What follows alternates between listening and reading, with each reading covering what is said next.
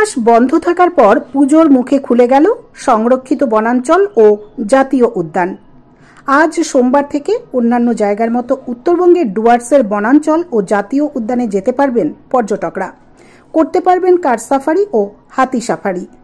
পর্যটকদের নিরাপত্তার কথা মাথায় রেখে পর্যটকদের সাফারির সমস্ত দিক খতিয়ে দেখেন গরুমারা জাতীয় উদ্যানের এডিএফও রাজীব দে। বর্ষার জন্য 3 মাস বন্ধ ছিল সংরক্ষিত বনাঞ্চল ও জাতীয় উদ্যানগুলি।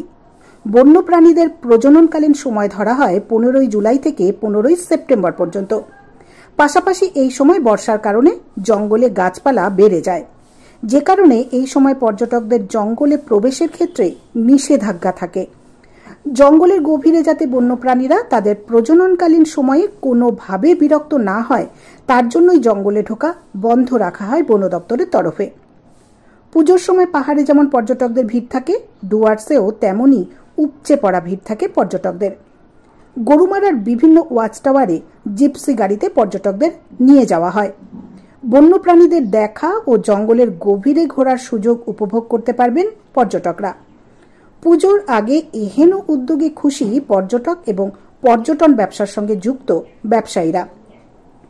জানা গিয়েছে গরুমারা জাতীয় উদ্যানে 2টি কুনকি হাতি বাড়ানো হয়েছে, যাতে পর্যটকরা হাতির পিঠে জঙ্গলে সাফারি করার বেশি করে সুযোগ পান।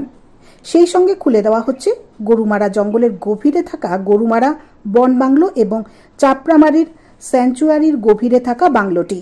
তবে ইকো ট্যুরিজম রিসোর্টগুলি এখনই খোলা হচ্ছে না, কারণ ফায়ার প্রোটেকশনের দিকগুলি খতিয়ে দেখার কাজ চলছে। সব ঠিকঠাক থাকলে খুব শীঘ্রই ইকো ট্যুরিজম রিসোর্টগুলিও খুলে দেওয়া হবে। আপনারা সবাই জানেন যে 16 সেপ্টেম্বর থেকে আমাদের গরুমারা বনাঞ্চল ইকো ট্যুরিজমের জন্য খুলে যাচ্ছে। তার জঙ্গল সাফারিগুলো, যে বিভিন্ন ওয়াচ টাওয়ারে জঙ্গল সাফারি হয়, সেগুলো সমস্ত 16 সেপ্টেম্বর থেকে খুলে যাচ্ছে। তো সেই জন্য আমাদের যে জিপসি গাড়িগুলো এখানে চলে রেগুলার বেসিসে, সেই গাড়িগুলোর একটু ফিজিক্যাল চেক আপ করা হলো আজকে ডিপার্টমেন্টের তরফ থেকে, যে গাড়িগুলো সুস্থ কন্ডিশনে আছে নাকি, স্বাভাবিক কন্ডিশনে আছে নাকি, ঠিকঠাক চলছে নাকি, লাইটসগুলো যে প্রয়োজনীয় লাইটসগুলো থাকে সেগুলো ঠিকঠাক চলছে নাকি। কারণ সরকারের সেভ লাইফ কর্মসূচি চলছে, এটার প্রভাব বন দপ্তরের সাথেও অঙ্গাঙ্গিভাবে জড়িয়ে আছে।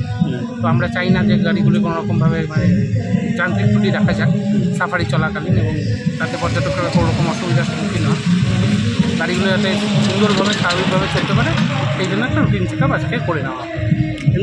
বলছি আর কি, হ্যাঁ, 16 সেপ্টেম্বর থেকে আজ থেকে খুলে যাচ্ছে গরুমারা ন্যাশনাল পার্ক এবং জলদাপাড়া ন্যাশনাল পার্ক। ডুয়ার্সের সমস্ত জঙ্গল, Chapramari wild life sanctuary, Chilapata, যেখানে যেখানে পর্যটকরা সমাগম করেন সাফারি এবং এলিফ্যান্ট রাইডিংয়ের জন্য, ডুয়ার্সে প্রত্যেক বছর বহু পর্যটকদের সমাগম হয়।